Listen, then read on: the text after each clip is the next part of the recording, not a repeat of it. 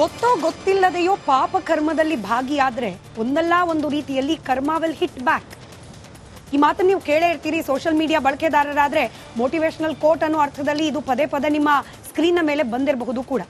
ರೇಣುಕಾಸ್ವಾಮಿ ಕೊಲೆ ಪ್ರಕರಣ, ದರ್ಶನ್ ಅವರು ನಿಜಕ್ಕೂ ಈ ಕೊಲೆಯಲ್ಲಿ ಭಾಗಿ ಆಗಿದ್ರಾ ಆಗಿಲ್ವಾ, ಕೋರ್ಟು ನ್ಯಾಯಾಲಯ ಅದನ್ನು ತೀರ್ಮಾನ ಮಾಡ್ತಾ ಇದೆ. ಆದರೆ ಅಂಥದ್ದೊಂದು ಅಪರಾಧ ಪ್ರಕರಣದಲ್ಲಿ ದರ್ಶನ್ ಅವರ ಹೆಸರು ತಳಕು ಹಾಕೊಂಡಿದೆ. ಹೀಗಾಗಿ ಅಷ್ಟು ಸಲೀಸಾಗಿ ಎಲ್ಲವೂ ನಾರ್ಮಲ್ ಆಯ್ತು ಅನ್ನೋ ಮನಸ್ಥಿತಿಗೆ ದರ್ಶನ್ ಹೋಗ್ಲಿಕ್ಕೆ ಸಾಧ್ಯವಾಗ್ತಾ ಇಲ್ಲ. ಹರಸಾಹಸ ಪಟ್ಟು ಜೈಲಿನಿಂದ ಆಚೆ ಬಂದಿದ್ರೂ ಕೂಡ ದರ್ಶನ್ ಅವರ ಜೀವನ ಹಳೆ ಟ್ರ್ಯಾಕಿಗೆ ವಾಪಸ್ ಹೋಗ್ಲಿಕ್ಕೆ ಸಾಧ್ಯ ಆಗ್ತಾ ಇಲ್ಲ. ಫಾರ್ಮ್ ಹೌಸ್ನಲ್ಲಿದ್ದಾರೆ, ಹೆಂಡತಿ ಮಗನ ಜೊತೆಯಲ್ಲಿ ಹಬ್ಬ ಆಚರಿಸಿದ್ದಾರೆ, ಸಿನಿಮಾ ಶೋಗಳಿಗೆ ಹೋಗಿ ವೀಕ್ಷಣೆ ಮಾಡಿ ಆಲ್ ದಿ ಬೆಸ್ಟ್ ಹೇಳಿದ್ದಾರೆ ತಮ್ಮ ಸಿನಿ ರಂಗದ ಸಹೋದ್ಯೋಗಿಗಳಿಗೆ. ಎಲ್ಲದರ ನಡುವೆ ಕೂಡ ಕಾನೂನಾತ್ಮಕ ಸಂಕಷ್ಟಗಳು ಒಂದಲ್ಲ ಒಂದು ಸ್ವರೂಪದಲ್ಲಿ ದರ್ಶನ್ ಅಂಡ್ ಗ್ಯಾಂಗ್ನ ಸುತ್ತಕೊಳ್ತಾ ಇದೆ. ದರ್ಶನ್ ಅವ್ರ ಜೀವನ ಈ ಪರಪ್ಪನಾಗ್ರಹಾರ ಹಾಗೆ ಬಳ್ಳಾರಿಯ ಕೇಂದ್ರ ಕಾರಾಗೃಹದಿಂದ ಆಚೆ ಬಂದ ನಂತರದಲ್ಲಿ ಯಾವೆಲ್ಲ ರೀತಿ ಇದೆ, ಹಾಗೆ ಈ ಪ್ರಕರಣದ ಆರೋಪಿ ಸಂಖ್ಯೆ ಒಂದು ಪವಿತ್ರ ಗೌಡ ಅವರ ಜೀವನದಲ್ಲಿ ಸದ್ಯಕ್ಕೆ ಏನಾಗ್ತಾ ಇದೆ ಆ ಕುರಿತಾದ ಒಂದು ವರದಿ ಗಮನಿಸಿ ಬನ್ನಿ. ಅದಾದ ನಂತರ ಯಾಕೆ ಮತ್ತೆ ಜೈಲು ಪಾಲಾಗುವ ಸಾಧ್ಯತೆ ಇದೆ ಈ ಎಲ್ಲ ಆರೋಪಿಗಳು, ಅದರ ವಿಶ್ಲೇಷಣೆ ನಿಮ್ಮ ಮುಂದಿಡ್ತೀವಿ. ವರದಿ.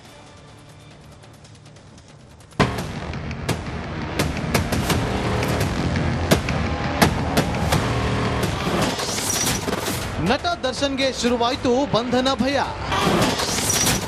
ಕಾಕಿ ಕೊಟ್ಟ ಕಾರಣದಿಂದ ಶಾಕ್ ಆದ್ರ ಕಾಟೇರ. ನಟ ದರ್ಶನ್, ಚಾಲೆಂಜಿಂಗ್ ಸ್ಟಾರ್ ದರ್ಶನ್ ಸದ್ಯ ರೇಣುಕಾಸ್ವಾಮಿ ಕೊಲೆ ಕೇಸ್ ಆರೋಪದಲ್ಲಿ ಜಾಮೀನು ಪಡೆದು ಜಾಲಿಯಾಗಿದ್ದಾರೆ. ತಮ್ಮ ಫಾರ್ಮ್ ಹೌಸ್ ನಲ್ಲಿ ಬಿಂದಾಸ್ ಜೀವನ ಮಾಡ್ತಾ ಮತ್ತೆ ತಮ್ಮ ಸಿನಿಮಾ ಚಟುವಟಿಕೆಯಲ್ಲಿ ಆಕ್ಟಿವ್ ಆಗಿದ್ದಾರೆ. ನಿನ್ನೆ ತಮ್ಮ ದಿನಕರ್ ತುಗದೀಪ್ ನಿರ್ದೇಶನದ ರಾಯಲ್ ಸಿನಿಮಾ ವೀಕ್ಷಣೆ ಮಾಡಿದ್ರು. ಈ ಮಧ್ಯೆ ತನಿಖಾಧಿಕಾರಿಗಳ ತಂಡ ದಾಸನಿಗೆ ಶಾಕ್ ನೀಡಿದ್ದಾರೆ. ಅತ್ತ ಅಮ್ಮ ಮಡದಿ ಜೊತೆ ತಮ್ಮನ ಸಿನಿಮಾ ನೋಡ್ತಾ ಇದ್ದ ದರ್ಶನ್ಗೆ ಪೊಲೀಸರು ಶಾಕ್ ನೀಡಿದ್ರು. ಒಂದು ಗನ್ ಸರೆಂಡರ್ ಮಾಡಿಕೊಂಡು ಒಂದು ಶಾಕ್ ನೀಡಿದ್ರೆ, ಇನ್ನೊಂದೆಡೆ ಸುಪ್ರೀಂಗೆ ಸಲ್ಲಿಸಿದ ಮೇಲ್ಮನವಿಯಲ್ಲಿ ಯಾವ ಅಂಶಗಳ ಆಧಾರದಲ್ಲಿ ಪೊಲೀಸರು ಜಾಮೀನು ಚಾಲೆಂಜ್ ಮಾಡಿದ್ದಾರೆ ಅನ್ನೋದು ಬೆಳಕಿಗೆ ಬಂದಿದೆ. ಇದೀಗ ದಾಸನಿಗೆ ಮತ್ತೆ ಜೈಲು ಸೇರುವ ಟೆನ್ಷನ್ ಹೆಚ್ಚಾಗಿದೆ. ಇಲ್ಲಿ ದರ್ಶನ್, ಅಲ್ಲಿ ಪವಿತ್ರ, ಜಾಲಿ.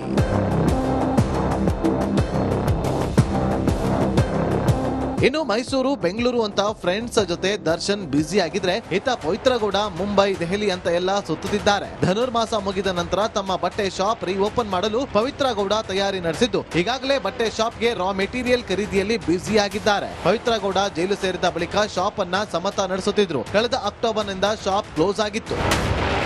ಸದ್ಯ ದರ್ಶನ್ ತಮ್ಮ ಹಳೆ ಚಟುವಟಿಕೆಗಳಿಗೆ ಚಾಲನೆ ಕೊಡುವ ಮೂಲಕ ಬೆಂಗಳೂರು ಮೈಸೂರಿನಲ್ಲಿ ಜಾಲಿಯಾಗಿದ್ರೆ, ಅತ್ತ ಪವಿತ್ರ ಗೌಡ ಕೂಡ ತಮ್ಮ ಬಿಸಿನೆಸ್ ಮತ್ತೆ ಶುರು ಮಾಡಲು ತಯಾರಿ ಶುರು ಮಾಡಿದ್ದಾರೆ. ಇದೀಗ ಇದೇ ಶುಕ್ರವಾರ ಜಾಮೀನು ಪ್ರಶ್ನಿಸಿ ಸಲ್ಲಿಸಿರುವ ಮೇಲ್ಮನವಿ ಅರ್ಜಿಯನ್ನ ಸುಪ್ರೀಂ ಕೋರ್ಟ್ ಮುಂದಾಗಿದ್ದು ಮತ್ತೆ ಬಂಧನ ಭೀತಿ ನಿರ್ಮಾಣ ಮಾಡಿದೆ.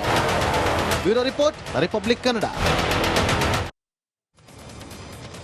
ಅಲ್ಲಿಗೆ ಸದ್ಯಕ್ಕೆ ಜಾಲಿ ಆಗಿರುವ ದರ್ಶನ್, ಪವಿತ್ರ ಗೌಡ ಸೇರಿದಂತೆ ಉಳಿದ 7 ಆರೋಪಿಗಳು ಮತ್ತೆ ಕಾನೂನಾತ್ಮಕ ಸಂಕಷ್ಟವನ್ನ ಎದುರಿಸುವ ದಿನಗಳು ಹತ್ರ ಬಂತ. ಸುಪ್ರೀಂ ಕೋರ್ಟ್ನಲ್ಲಿ ಇದೇ ಶುಕ್ರವಾರ ಕರ್ನಾಟಕದ ಪೊಲೀಸರು, ಅದರಲ್ಲೂ ಈ ರೇಣುಕಾಸ್ವಾಮಿ ಕೊಲೆ ಪ್ರಕರಣದ ತನಿಖಾಧಿಕಾರಿಗಳು ಸಲ್ಲಿಸಿರುವ ಮೇಲ್ಮನವಿ ಏನು ಇಲ್ಲಿನ ಹೈಕೋರ್ಟ್ ಜಾಮೀನನ್ನ ನೀಡಿದೆ, ಬೇಲ್ ಕೊಟ್ಟಿದೆ, ಅದನ್ನ ಪ್ರಶ್ನಿಸಿ ಸಲ್ಲಿಸಿರುವ ಮೇಲ್ಮನವಿ ಅದರ ವಿಚಾರಣೆ ಬರೋದಿದೆ. ಇದರ ನಡುವೆ ಪೊಲೀಸರು ಸುಪ್ರೀಂ ಕೋರ್ಟ್ಗೆ ಬರೋಬ್ಬರಿ 1492 ಪುಟಗಳ ದಾಖಲೆಗಳನ್ನ ಕೂಡ ಕೊಟ್ಟಿದ್ದಾರೆ. ಯಾಕಾಗಿ ದರ್ಶನ್ ಅಂಡ್ ಗ್ಯಾಂಗ್ ನ ಜಾಮೀನನ್ನ ಕ್ಯಾನ್ಸಲ್ ಮಾಡಬೇಕು ಅಂತ ಹೇಳಿ ಕೋರ್ಕೊಳ್ತಿದ್ದಾರೆ ಅನ್ನೋದಕ್ಕೆ ಸಬ್ಸ್ಟಾನ್ಷಿಯಲ್ ಆಗಿ ಈ 1492 ಪುಟಗಳಲ್ಲಿ ದರ್ಶನ್ ಹಾಗೆ ಅವರ ಈ ಸಂಗಡಿಗರು ಸಹ ಆರೋಪಿಗಳು ಅವರ ಮುಂದಿನ ಜೀವನ ಹೇಗೆ ಇರಲಿದೆ ಅನ್ನೋದು ನಿರ್ಧಾರವಾಗುತ್ತೆ. ಹಾಗಾದ್ರೆ ಈ 1492 ಪುಟಗಳು ಸುಪ್ರೀಂ ಕೋರ್ಟ್ಗೆ ರೇಣುಕಾಸ್ವಾಮಿ ಕೊಲೆ ಪ್ರಕರಣದ ತನಿಖಾಧಿಕಾರಿಗಳು ಸಲ್ಲಿಸಿರುವ ಈ 1492 ಪುಟಗಳ ವರದಿಯಲ್ಲಿ ಯಾವೆಲ್ಲ ಅಂಶಗಳನ್ನ ಬಹಳ ಸ್ಪೆಸಿಫಿಕ್ ಆಗಿ ಉಲ್ಲೇಖ ಮಾಡಿದ್ದಾರೆ ಒಂದೊಂದಾಗಿ ಗಮನಿಸ್ತಾ ಹೋಗೋಣ. ಮೊದಲನೇದಾಗಿ ದರ್ಶನ್ ಅವರಿಗೆ ಈಗ ತನಿಖಾಧಿಕಾರಿಗಳು ಸಲ್ಲಿಸಿರುವ ಈ ಮೇಲ್ಮನವಿ ಅರ್ಜಿಯ ಜೊತೆಗಿನ ದಾಖಲೆಗಳು ಮತ್ತೊಮ್ಮೆ ಬ್ಯಾಡ್ ಲಕ್ ಅನ್ನ ತಂದುಕೊಡುತ್ತಾ.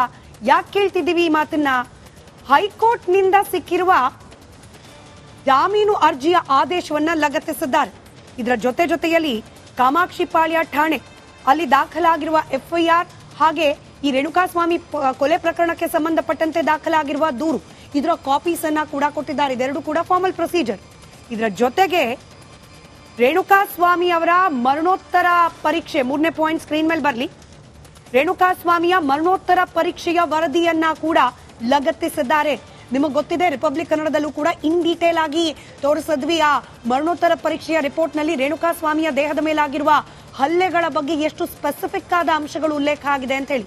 ಈ ಎಲ್ಲ ಅಂಶಗಳಿರುವ ವರದಿಯನ್ನ, ಮರಣೋತ್ತರ ಪರೀಕ್ಷೆಯ ವರದಿಯನ್ನ ಕೂಡ ಸುಪ್ರೀಂ ಕೋರ್ಟ್ಗೆ ಸಲ್ಲಿಕೆ ಮಾಡಲಾಗಿದೆ ಇದೀಗ ರೇಣುಕಾಸ್ವಾಮಿ ಕೊಲೆ ಪ್ರಕರಣದ ತನಿಖಾಧಿಕಾರಿಗಳ ಕಡೆಯಿಂದ. ಇದರ ಜೊತೆಗೆ ಗ್ರೌಂಡ್ಸ್ ಆಫ್ ಅರೆಸ್ಟ್ ಪ್ರತಿ, ಇದು ಬಹಳ ಮುಖ್ಯವಾಗಿ ಚರ್ಚೆ ಆಯಿತು ಹೈಕೋರ್ಟ್ನಲ್ಲಿ. ಜಾಮೀನು ಅರ್ಜಿಯ ವಿಚಾರಣೆ ಆಗೋ ಸಂದರ್ಭದಲ್ಲಿ ದರ್ಶನ್ ಅವರನ್ನು ಯಾಕೆ ಅರೆಸ್ಟ್ ಮಾಡಿದ್ರು ಅನ್ನೋದಕ್ಕೆ ಪೂರಕವಾದ ಕಾರಣಗಳನ್ನ ತನಿಖಾಧಿಕಾರಿಗಳು ಕೊಟ್ಟಿಲ್ಲ ಅಂತ ಹೇಳಿ ದರ್ಶನ್ ಪರವಾದ ವಕೀಲರು ಪ್ರಬಲವಾದ ವಾದವನ್ನ ಮಂಡಿಸಿದ್ರು.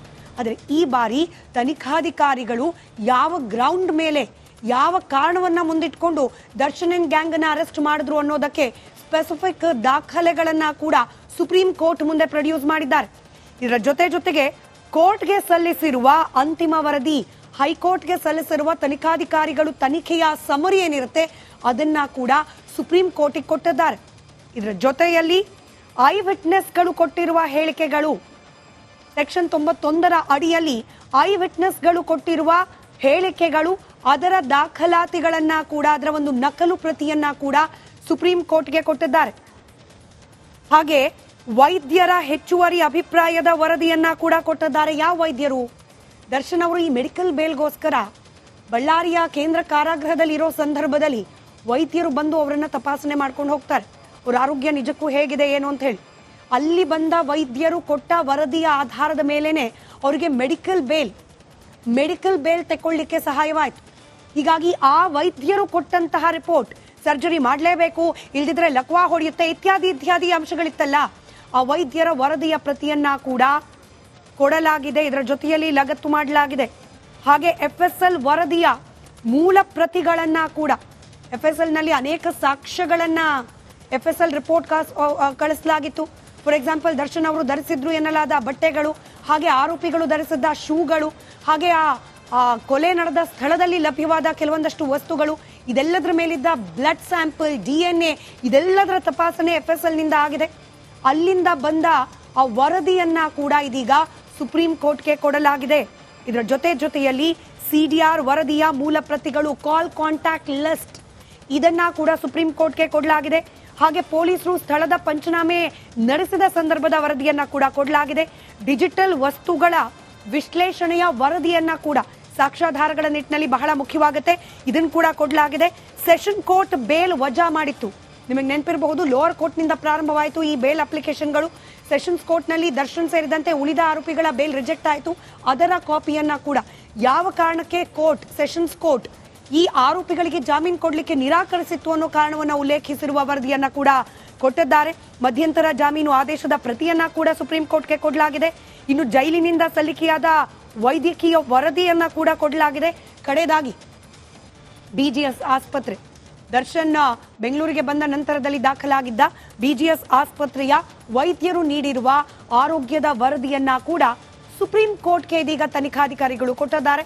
ಇಷ್ಟೆಲ್ಲ ಅಂಶಗಳನ್ನ ಒಳಗೊಂಡ ಬರೋಬ್ಬರಿ 1492 ಪುಟಗಳು, 1492 ಪುಟಗಳ ದಾಖಲಾತಿಯನ್ನ ಸುಪ್ರೀಂ ಕೋರ್ಟ್ಗೆ ಸಲ್ಲಿಕೆ ಮಾಡಿದ್ದಾರೆ ರೇಣುಕಾಸ್ವಾಮಿ ಕೊಲೆ ಪ್ರಕರಣದ ತನಿಖಾಧಿಕಾರಿಗಳು. ಹೀಗಾಗಿ ಇದೆಲ್ಲವನ್ನ ಆಧರಿಸಿ ಮತ್ತೆ ಸುಪ್ರೀಂ ಕೋರ್ಟ್ನಲ್ಲೇನಾದ್ರೂ ಉಲ್ಟಾ ಡಿಸಿಷನ್ ಆಯಿತು ಅಂತಂದ್ರೆ ಈ 7 ಮಂದಿ, ಇನ್ಕ್ಲೂಡಿಂಗ್ ದರ್ಶನ್, ಇನ್ಕ್ಲೂಡಿಂಗ್ ಪವಿತ್ರ ಗೌಡ, ಮತ್ತೆ ಕಾರಾಗೃಹದ ವಾಸವನ್ನ ಅನುಭವಿಸುವ ಪರಿಸ್ಥಿತಿ ಬಂದರೂ ಅಚ್ಚರಿ ಇಲ್ಲ.